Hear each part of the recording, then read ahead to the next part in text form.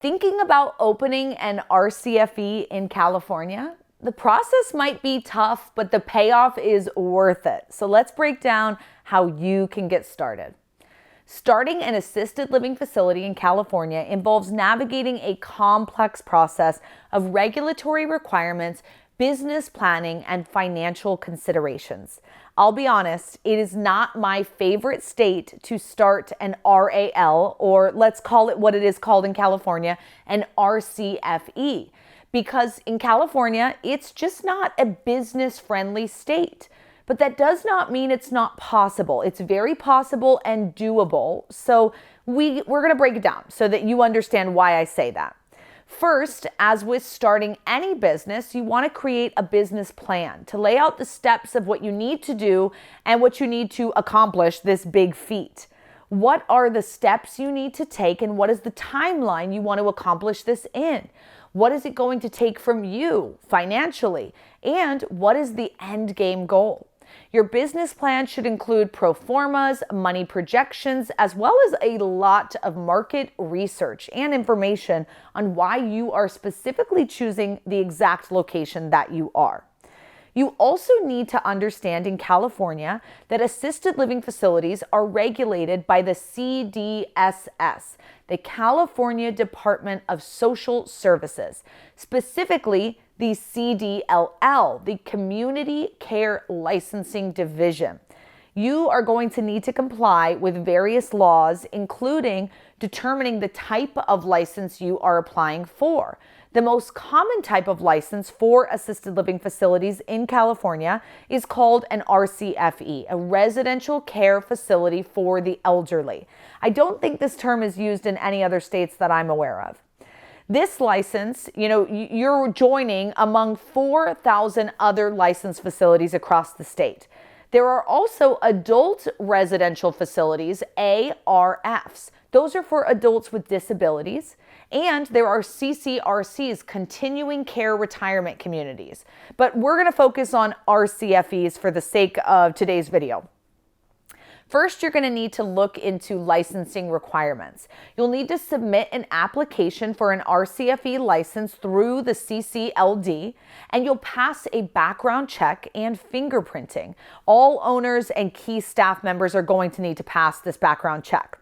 You'll want to meet fire safety, health, and building code requirements, and provide documentation for policies and procedures related to resident care, medication management, nutrition, and emergency plans. You need to hire the administrator and the caregivers, and note that, at least one staff member must be on site at all times. That's a big California rule. And the staff must be properly trained in caregiving, first aid, as well as medication management. See the numbers for yourself and check out this video next, where I break down exactly how much money you can be cash flowing when you open your own RCFE. It's right here on YouTube, so save it for your next watch. To prepare the home or facility, you'll want to keep up with building requirements, like getting fire clearance from the local fire department and making sure that there's adequate space for the residents. Although your state allows 100 square feet per person, we recommend 300 to 500 square feet per person as a good rule of thumb. Please don't do just 100. You'll want to make sure that there are no zoning restrictions on the property and that it's far enough away from other care homes to be able to get licensed through the state.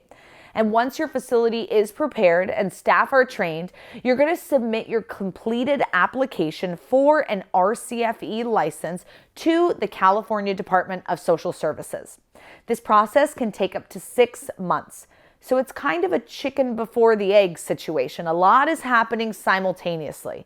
But after submission, an inspector from the CDSS will visit your facility to ensure that it meets all health and safety requirements. The inspector will assess the physical environment, staffing levels, care protocols, and other operational aspects. The CDSS will review your application and inspection results. And if everything is in compliance, you will receive your RCFE license.